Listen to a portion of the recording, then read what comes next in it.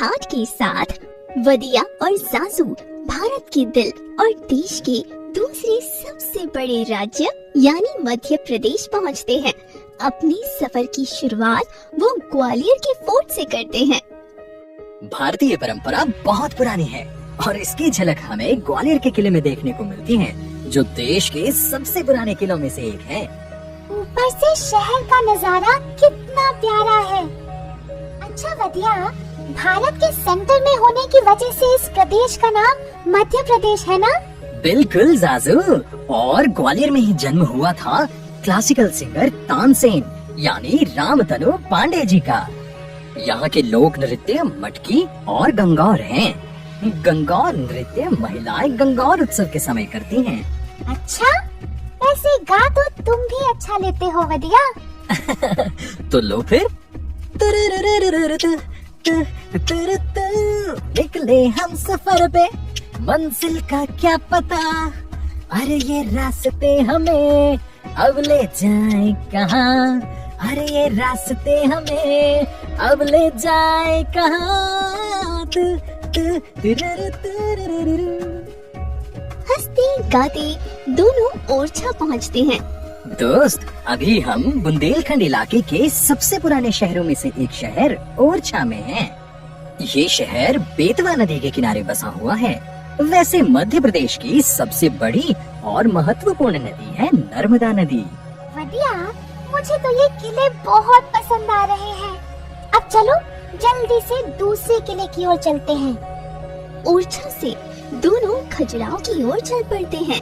रास्ते में वदिया जाजू को बताता है कि मध्य प्रदेश कपड़ों के मामलों में काफी आगे है और यहाँ की महेश्वरी और चंदेरी साड़ी दुनिया भर में फेमस है।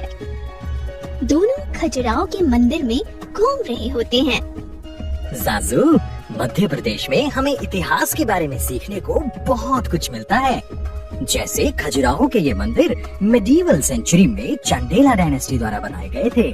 अरे वाह, तुम लोगों ने लेकिन इन्हें बहुत अच्छे से मेंटेन करके रखा है और इनमें कितनी डिटेलिंग के साथ काम किया गया है।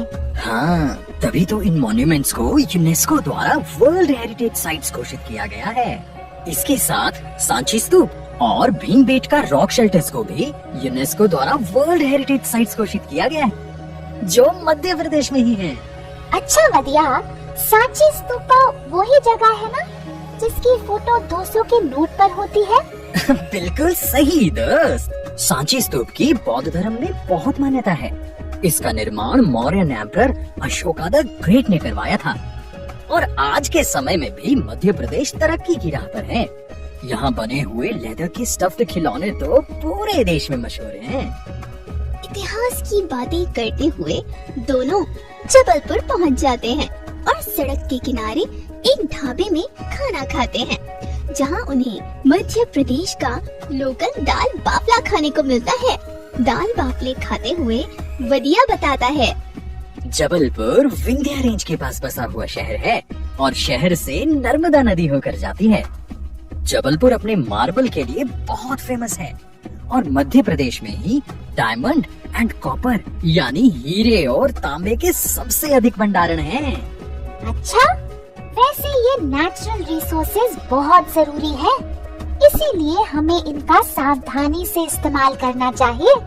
वैसे मुझे पता चला है कि जबलपुर में धुआंधार फॉल्स भी हैं। तुम्हें कैसे पता? रोटी देने वाले भैया ने बताया। जबलपुर से निकलकर दोनों सतपुड़ा टाइगर रिजर्व पहुंचते हैं और जंगल सफारी पर चल देते हैं।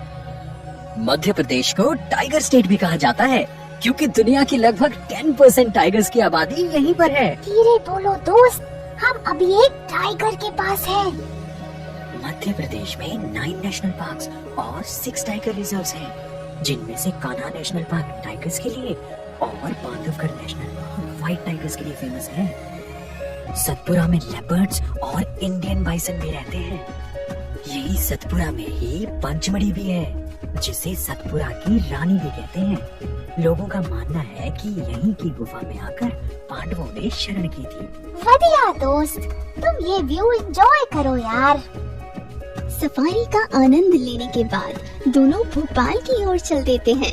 रास्ते में वदिया बताता है कि मध्य प्रदेश कई लेजेंडरी पर्सन जैसे अटल बिहारी वाजपेयी, रानी अहिल्याबाई होलकर, मधु यादव, कैलाश सत्यार्थी, चंद्रशेखर आजाद, तात्या टोपे, लता मंगेशकर, B.R. अम्बेडकर और राहुल द्रविड़ की जन्मभूमि भी है।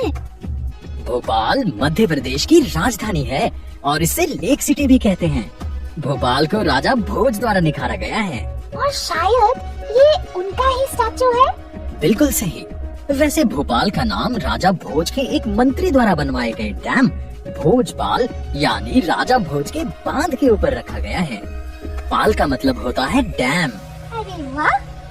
और भोपाल अपने नाम को पूरी तरह से दर्शाता भी है। वहाँ से आगे बढ़ते हुए वो इंदौर पहुँचते हैं। अरे बातें तो होती रहेंगी, लो पहले इंदौरी पोहा खाओ। भाई इंदौर देश की सबसे क्लीन सिटी है। इस शहर में इंडियन इंस्टीट्यूट ऑफ टेक्नोलॉजी और इंडियन इंस्टीट्यूट ऑफ मैनेजमेंट दोनों हैं। ये देश की पहली वाटर सरप्लस सिटी है। अरे वाह! क्या आप जानते हो मध्य प्रदेश में मलखम स्टेट स्पोर्ट है। मलखम को डंडे या रस्सी की मदद से परफॉर्म किया जाता है और सोयाबीन की खेती सबसे ज्यादा यहीं होती है। और यहीं समाप्त होती है हमारे मध्य प्रदेश की यात्रा। देखो अगली बार के लिए हमने उज्जैन का मंदिर, उज्जैन की पेपर मेशी टेक्निक और मांडू की शाम छोड़ दी है। यार देखो, इस पोहे ने तो मुझे पूरी तरह से चार्ज कर दिया है। तो जल्दी बताओ अब कहाँ चल रहे हैं हम? अब चलते हैं हम गुजरात। वीर और इमली दोनों मार्केट जा रहे थे कि तभी वहाँ पर एक किडनैपर आता है और इमली को किडनैप करके ले जाता है। वीर भी उसका पीछा करता है। तो आगे जाने पर वीर को दो रास्ते दिखाई देते हैं। अब वीर को समझ नहीं आ रहा था कि किडनैपर इमली को कौन से रास्ते से ले गया है। तो दोस्तों क्या आप इन दोनों रास्तों को ध्यान से देख के बता सकते हैं कि किडनैपर इमली को कौन से रास्ते से ले गए हैं? आपके पास जवाब देने के लिए 10 सेकंड का समय है। अधिक समय लेने के लिए वीडियो को पॉज कीजिएगा।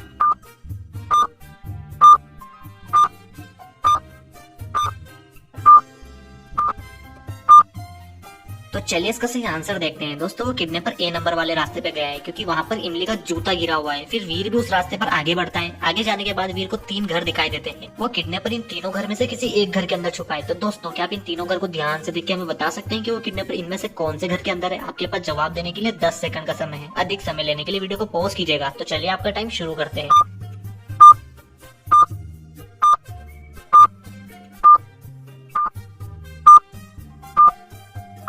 दोस्तों आंसर देखने से पहले जल्दी से अपना आंसर कमेंट कर दीजिए। चलिए इसका सही आंसर देखते हैं। दोस्तों वो किडनैपर बी नंबर वाले घर के अंदर है क्योंकि उसी घर का दरवाजा लगा हुआ है। फिर वीर जैसे ही उस घर के अंदर जाता है तो उसे वहाँ पर इमली मिल जाती है, लेकिन किडनैपर वहाँ पर नहीं होता कि तभी अचानक से वहाँ पर आवाज आती है। तुम यहाँ पर फंस चुके हो। अब तुम यहाँ से बाहर नहीं जा सकते। तुम्हें यहाँ से बाहर जाने के लिए इन तीनों में से केवल एक रास्ता चुनना होगा। हर दरवाजे के पीछे कुछ ना कुछ मुसीबत है। पहले दरवाजे के पीछे बहुत ही खतरनाक टाइगर है जो तुम्हें जिंदा खा जाएंगे, और दूसरे दरवाजे के पीछे बहुत ही खतरनाक जहरीले सांप है जो तुम्हें ढस लेंगे, और तीसरे दरवाजे के पीछे बहुत ही खतरनाक सीरियल किलर है जो पिछले 1 महीने से भूखा है। अब तुम्हें इन तीनों में से एक रास्ता चुनना होगा। तो दोस्तों क्या आप वीर की मदद कर सकते हैं? अगर आपको इसका सही आंसर पता चल गया हो तो जल्दी से अपना आंसर कमेंट कर दीजिए। आपके पास जवाब देने के लिए 10 सेकंड है।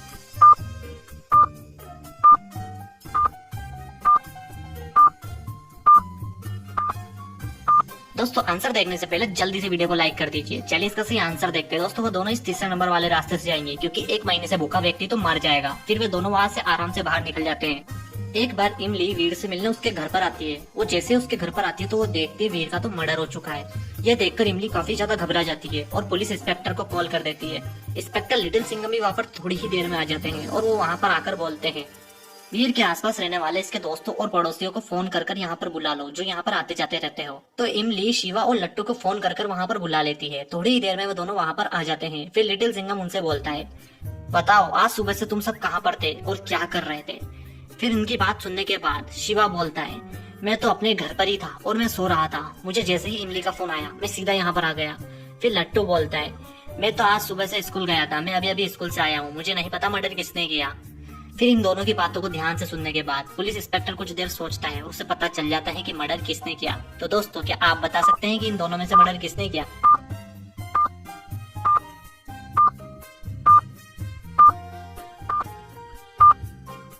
चलिए इसका सही आंसर देखते हैं दोस्तों। मर्डर लट्टू ने किया है क्योंकि वो बोल रहा था कि वो स्कूल गया था, लेकिन अगर आपने रूम को ध्यान से देखा होगा तो आपको पता चलेगा कि आज तो संडे है।